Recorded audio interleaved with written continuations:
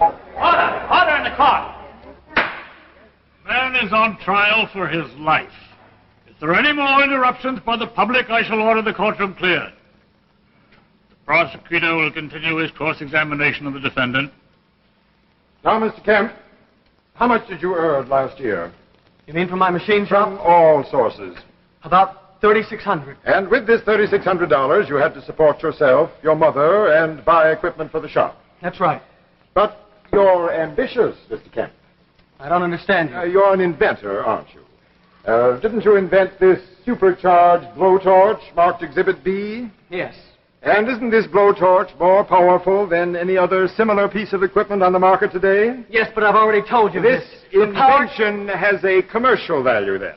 Definitely. Is it patented? No, but I've already... Please answer the questions.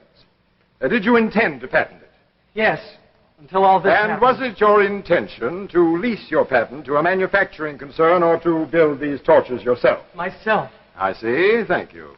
Now, Mr. Kemp, what would it cost to patent your invention? About $1,000, they told me. And to equip your shop to produce it commercially? About $5,000, Mr. Kemp? Yes, somewhere around there. So you stole the $5,000 from the corpse of Professor Adrian Sykes? I didn't steal it! Sustain! I will rephrase the question. This canceled bank book shows that Professor Sykes withdrew from his account $5,000 on the day he met you for the first time.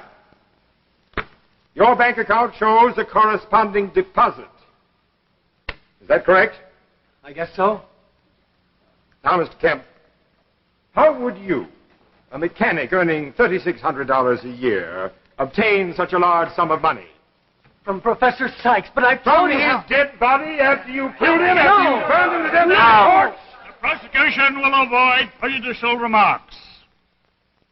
With the court's permission. Now, Mr. Kemp, you have testified that Professor Sykes gave you $5,000 as a fee for services to be performed by you and your blowtorch. Now, I ask you, and ladies and gentlemen of the jury, is it credible that a man like Professor Sykes, a timid archaeologist, would give you, a total stranger, his entire life savings to accompany him on a mission I can only describe as fantastic? I know it sounds fantastic, but and if you... the state contends that it is. The state contends that you deliberately invented this story of non-existent caves and incredible machines to cover up a sordid case of murder for profit. A case, ladies and gentlemen, unusual only for the horrible manner in which the crime was committed. Do you have any evidence for the existence of this Professor Sykes? I didn't kill him! I didn't kill him!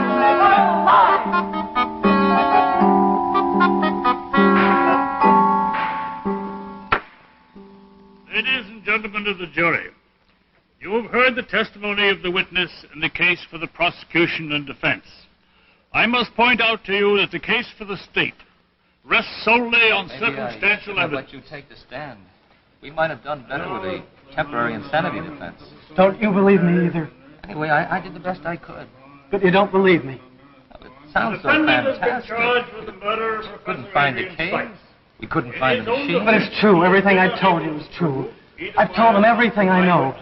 Police, the judge, the jury. But what's the use? I know what the verdict's going to be. Guilty.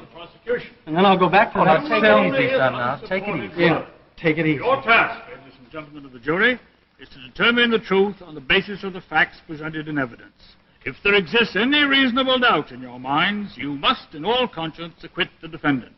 The jury will now retire and consider its verdict. The court is recessed.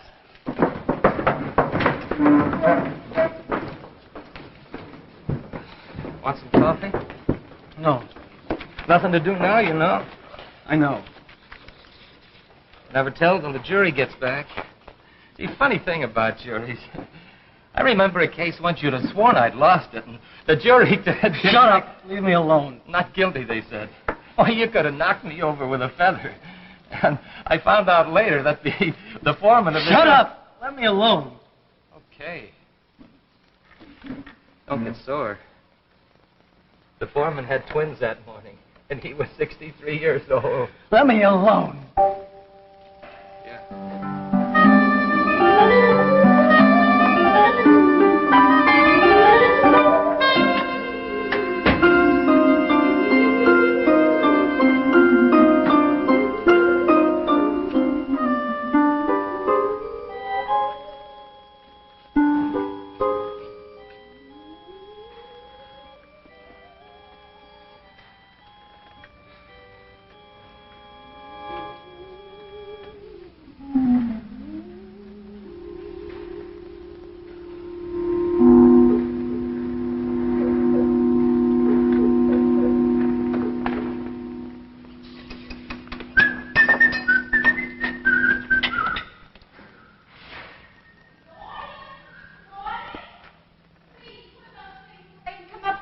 Okay, Ma, I'll be up in a minute.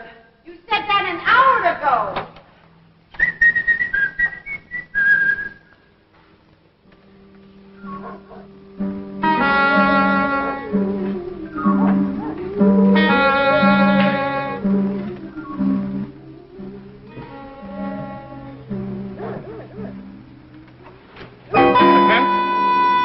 Who are you? My name is Sykes. Professor Adrian Sykes. I'm an archaeologist. Maybe you heard of me. Sykes. No, I don't think I have. No matter. You will. Before long, everyone will. Mr. Kemp, I've come a very long way to see you. I must talk to you. Well, look, can't it wait till morning? I'm pretty tired. No, it can't wait. The world has been waiting long enough. You see, I found the key to the past. Sure you have. Look, why don't you come back tomorrow and you can tell me all about it? You think I'm insane, don't you? Maybe this will change your mind. 10-gauge wire. So what? Try to cut it.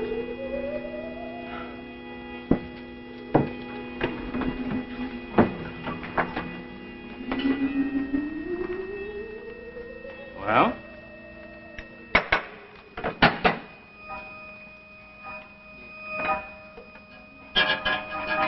You'll do much better if you use that new supercharged torch of yours. What do you know about my torch? I heard about it from a colleague at the university. That's what brought me here. Look, just what do you want? I need your torch. Well, it's not for sale. Now, if you'll excuse me. I don't want to buy it. I want you to help me to open a metal door. Oh, another one of those, huh? Where's your door, Professor? Is it the First National Bank or Fort Knox? Listen to me.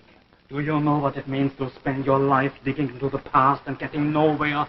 Pottery or relics, dust, nothing until you yourself get part of that dust. While others, with less talent but with money and influence, make discoveries that startle the world. The tomb of King Tutankhamun, the Rosetta Stone. Discoveries that make them famous. And then, one day, you yourself, who have always stood in the shadows of these men, are on the brink of making the greatest discovery of them all. Well, that's very interesting, Professor, but what can I do about it? Everything. With your torch, you can open the door to my cave. To your cave? I found it by accident, years ago. Inside this cave is a machine. Oh, Kemp, you've never seen such a machine. What makes this one so different? This machine has been recording on a wire every physical disturbance that has shaken the face of the earth for the past 1,000,000 years. Oh, now really? Every storm, every earthquake, every tidal wave, it's all there on this wire. This is a piece of it. It took me months of work to get it. Sure. I suppose about 1,000,000 years ago, some ape invented this contraption and then stuck it in a cave, huh? Very smart monkey. Oh, now look, really, I've got to get to bed. I've got to get up early in the morning. Wait, perhaps this. This will change your mind.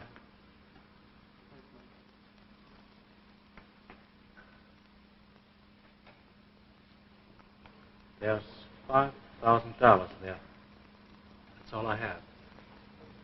It's yours. If you will open that door. 5,000. I could buy machinery and start producing the torch myself. Yes, you could. Okay, Professor. You got yourself a deal. When do we start? Tonight. There's no time to lose. Tonight? Kemp, I waited for this for years. I can't wait any longer. Okay, I'll be back in a minute. Where are you going? I'm just going to tell my... No. You must tell no one.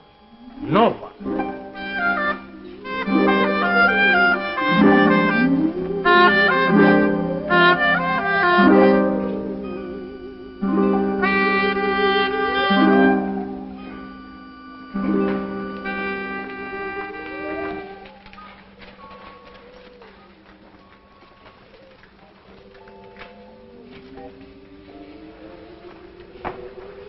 Must be very near. Look, Professor, we drove all night to get here, and we've been combing this area for hours. And I'm hot, and I'm tired, and I'm hungry, and there's no door around here. It must be. Look, Professor, I've been thinking. How did you get into that cave the first time if it's sealed by a door? It was open when I found it the first time. When I returned the second time, it was closed, sealed tight. Who knows? Perhaps I was getting too close to the answer. Yeah, perhaps. But I don't understand it. It must be around here. I can't seem to find it. Well, maybe you can't find it because it doesn't exist. Now, look here. I paid you all the money in the world.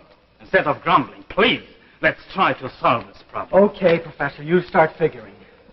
We must be near the cave. We must be. Why, I worked in this part of the country for years. But somehow it's changed. It's different. Perhaps there have been some landslides. There seem to be more rocks and less vegetation. What time have you got? It's 11:50. No, my watch stopped. So is mine. At 11:15. But it's past noon. That's funny. Why should both our watches stop at the same moment? Perhaps a magnetic field in it. Look at your compass. Holy smoke. Look at it. That's it. That machine must create a magnetic field around it. We must be very near. Come on. Okay. Kemp, come here, quickly.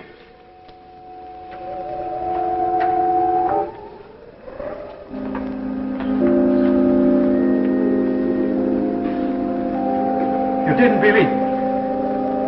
Kemp, here it is. It's real. Just as I said. It's real. It's here.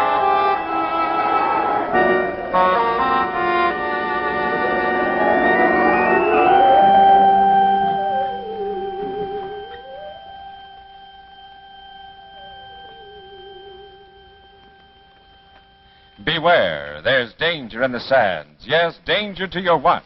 In fact, what with hot weather activities and sticky temperatures and perspiration, summertime is the worst time for your watch. But it can be a good time, and here's how. Take your watch to a reliable jeweler. Let him check up and dress up your watch.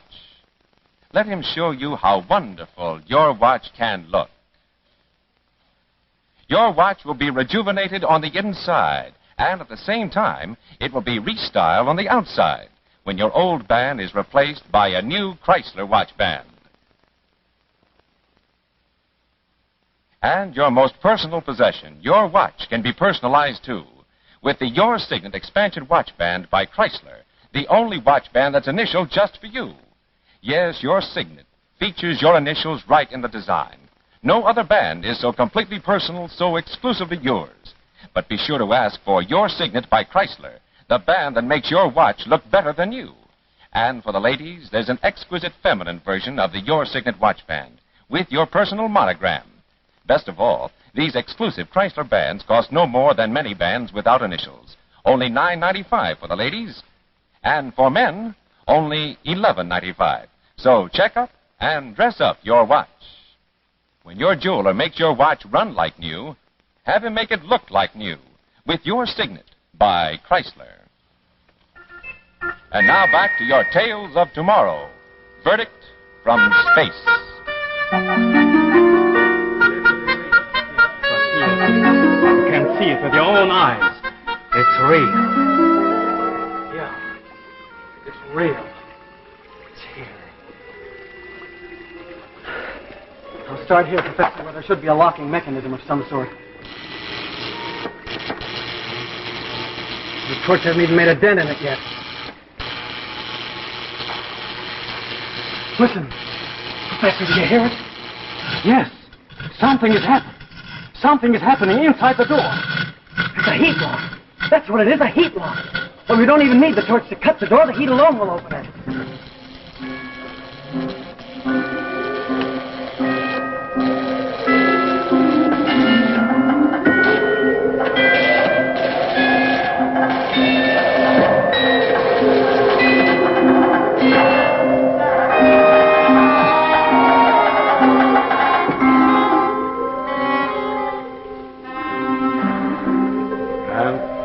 It is.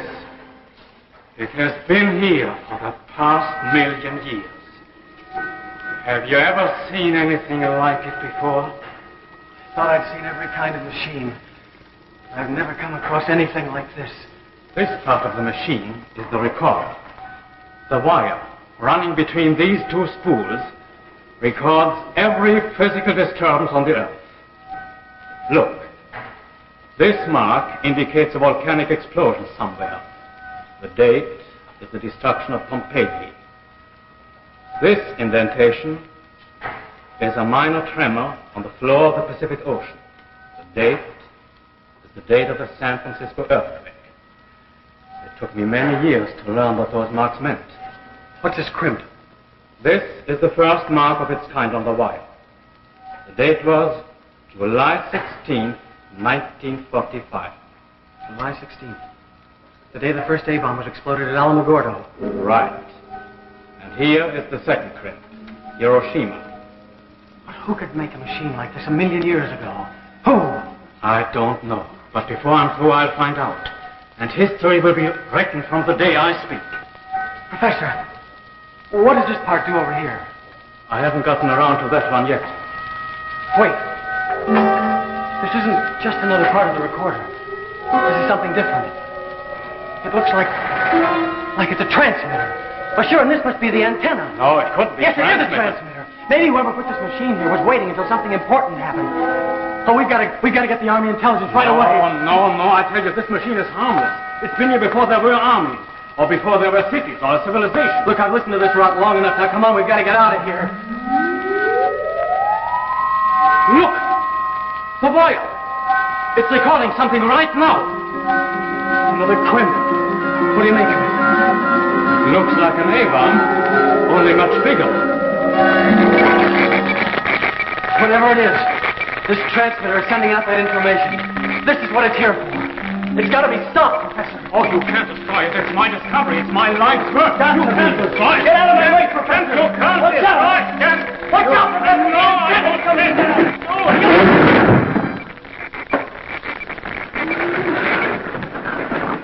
You've ruined it. You've ruined it. All my work.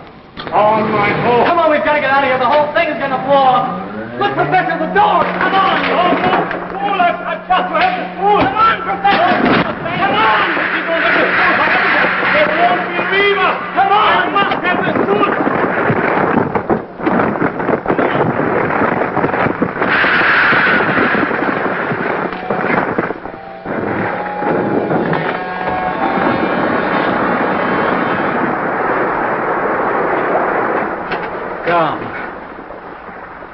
All gone. Completely demolished. Just as though it had never been there. Got to get you to a doctor, Professor. No, too late. It's too late, Kemp. You'll be okay if we can just get you to a doctor. Listen to me, Kemp. Promise me. You must tell them everything that has happened. Even if they don't believe you, you must tell them that I discovered all this. That it was I who...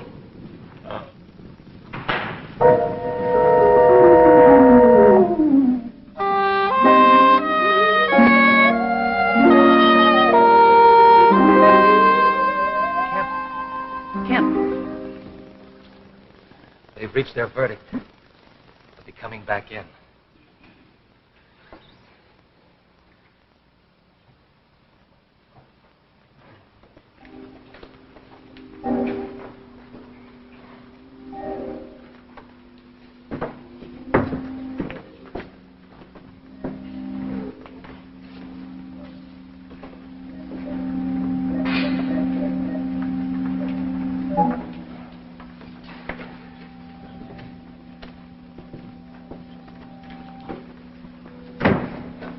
This court is now in session. Everyone will rise.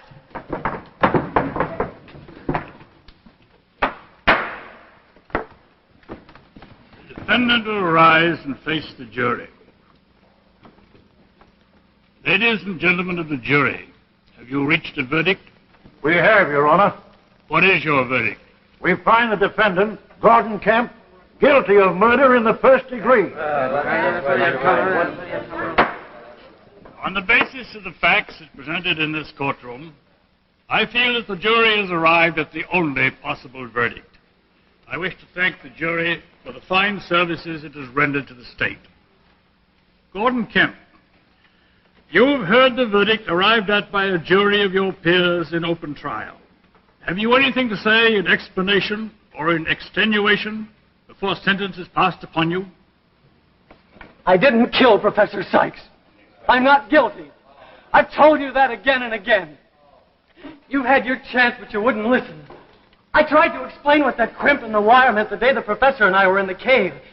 That wire recorded the first H-bomb explosion. I didn't believe what Professor Sykes told me, but now I know. Somewhere in this universe, someone has been watching us for 1,000,000 years, waiting until we had the secret information when we could power a super-atomic type torch. The deadliest enemy that we have ever had to face is out there in space, ready to destroy us now that we have the H-bomb. Right now, this very minute, he is out there.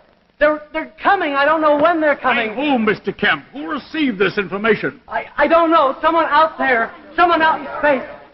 Someone who knew that we could threaten them as soon as we had the H-bomb to power spaceships and fight wars in space.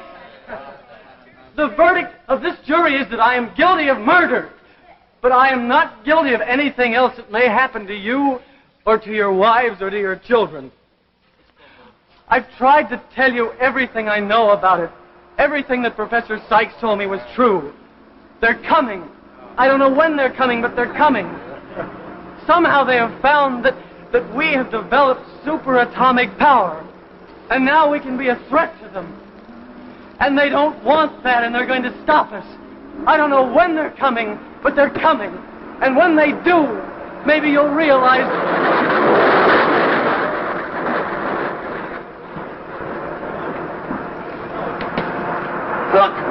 Look up there in the sky! Spaceships! Thousands of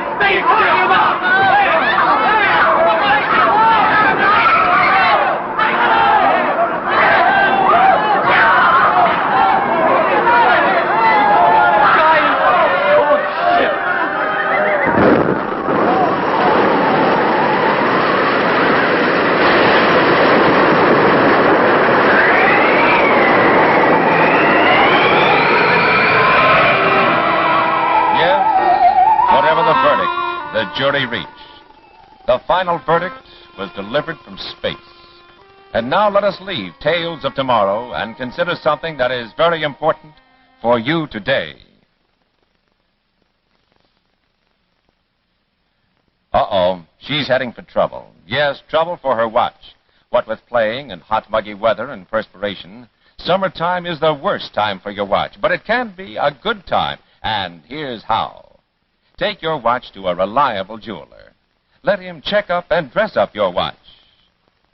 Let him show you how wonderful your watch can look. Your watch will be rejuvenated on the inside and beautified on the outside when your old band is replaced by a new Chrysler watch band.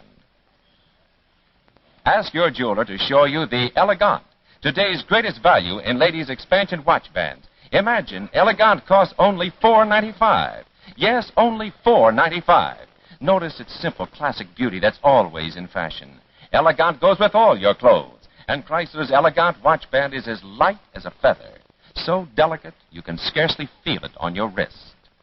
Notice the convenient telescopic expansion that quickly allows you to slip your watch up out of the way for household tasks. And the Chrysler Elegant carries the same guarantee as bands costing many times more. No other telescope expansion band at so low a price is made to wear so well and last so long. Yes, it's all yours for the unbelievably low price of $4.95. So check up and dress up your watch. When your jeweler makes your watch run like new, Have him make it look like new with Elegant by Chrysler.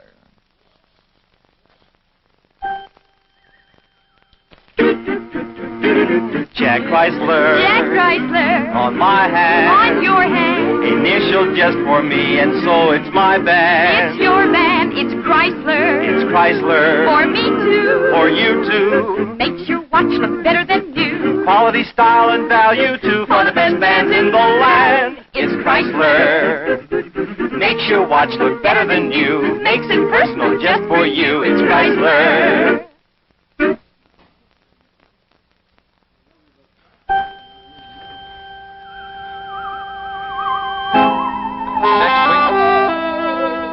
Next week, our Tales of Tomorrow show is called Blunder. A great blunder, where there is a scientist who is working on a blunder, which may bring death to us all. Listen next week to Tales of Tomorrow. The preceding program, originally telecast by ABC in New York, has come to you by special video recording. This is ABC, the American Broadcasting Company.